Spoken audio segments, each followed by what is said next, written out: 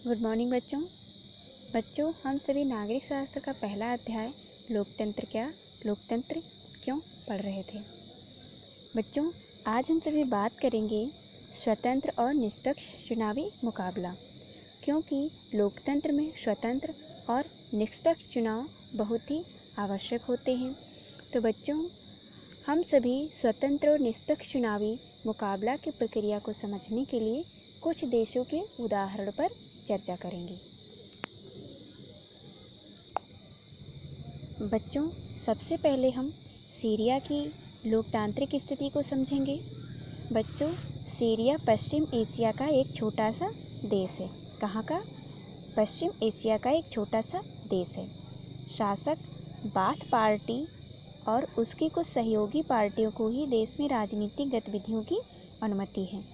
यानी सीरिया में एक बाथ पार्टी है जिसके सदस्यों की ही सरकार बनती है और कुछ सहयोगी पार्टियों को ही देश में राजनीतिक गतिविधियों की अनुमति है। यानी जो बाथ पार्टी है वह बहुत ही शक्तिशाली है और चुनाव जीतने के लिए वह बहुत तरह के हथकंडे अपनाती है।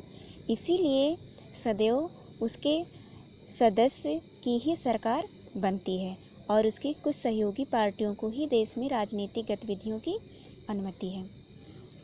बच्चों, हम इस चित्र के माध्यम से समझ लेते हैं कि जो डेमोक्रेसी है यानी लोकतंत्र है, उसको भी जब तक बाथ पार्टी की सदस्यता का फॉर्म भरकर उसकी सदस्य नहीं बनेगी, अंदर नहीं आ सकते हैं।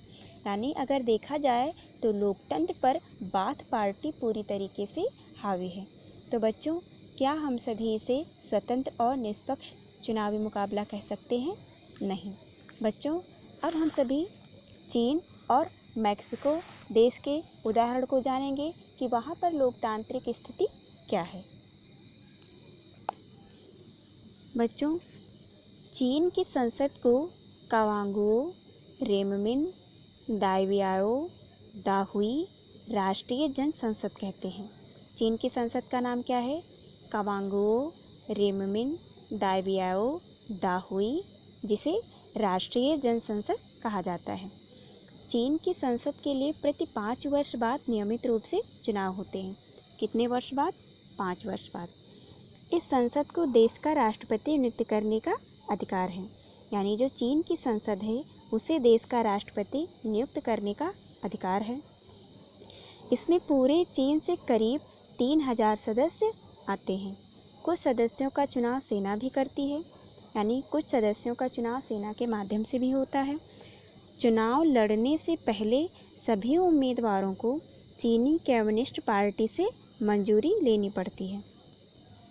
यानी सीरिया के जैसे चीन में भी चुनाव लड़ने से पहले सभी उम्मीदवारों को चीनी कम्युनिस्ट पार्टी से मंजूरी लेनी पड़ती है।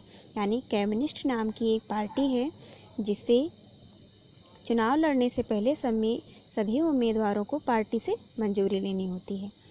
2002 और 2003 में हुए चुनावों में सिर्फ कम्युनिस्ट पार्टी और उससे संबद्ध कुछ छोटी पार्टियों के सदस्यों को ही चुनाव लड़ने की अनुमति मिली। सरकार सदा कम्युनिस्ट पार्टी की ही बनती है, क्योंकि कम्युनिस्ट पार्टी जो है वह बहुत ही शक्तिशाली है और चुनाव जीतने के लिए वो बहुत ही हथकंडे अपनाती है। अब हम बात करेंगे मैक्सिको की। मैक्सिको 1930 में आज़ाद हुआ और हर 6 वर्ष बाद राष्ट्रपति चुनने के लिए चुनाव कराए जाते हैं। मैक्सिको में हर 6 वर्ष बाद राष्ट्रपति चुनने के लिए चुनाव कराए जाते हैं। मैक्सिको में कभी भी फौजी शासन या तानाशाही नहीं आई, लेकिन सन 2000 तक हर चुनाव में PRI यानी इंस्टीट्यूशनल रिवोल्यूशनरी पार्टी, PRI मतलब इंस्टीट्यूशनल रिवोल्यूशनरी पार्टी नाम की एक पार्टी को ही जीत मिलती थी। विपक्षी दल चुनाव में हिस्सा लेते थे पर कभी भी उन्हें जीत हासिल नहीं होती थी। चुनाव में तरह तरह के हथकंडे अपनाकर हर हाल में जीत हासिल करने के लिए PRI कुख्यात थी। यानी PRI जो थी वह चुनाव जीतने के लिए बहुत ही हथकंडे अपनाती थी और इसके लिए वह बहुत ही प्रसिद्ध थी। सरकारी दफ्तरों में काम करने वाले सभी लोगों के लिए पार्टी की बैठकों में जाना अनिवार्य था। सरकारी स्कूलों के अध्यापक अपने छात्र छात्राओं के माँ बाप से PRI के लिए वोट देने को कहते थे। मीडिया भी जब तक विपक्षी दलों की आलोचना करने के अलावा उनकी गतिविधियों को नज़रअंदाज ही करती थी, यानी मीडिया भी स्वतंत्र रूप से अपना कार्य नहीं कर सकती थी। कई बार एकदम अंतिम क्षणों में मतदान केंद्रों को एक जगह से हटाकर दूसरे जगह कर दिया जाता था, जिससे अनेक लोग वोट ही नहीं डाल पाते थे। PRI अपने उम्मीदवारों के चुनाव अभियान पर काफ़ी पैसे खर्च करती थी। तो बच्चों, इन देशों के उदाहरणों को समझकर क्या हम ये कह सकते हैं कि इन देशों में जो लोकतंत्र है उसमें स्वतंत्र और निष्पक्ष चुनाव होते हैं?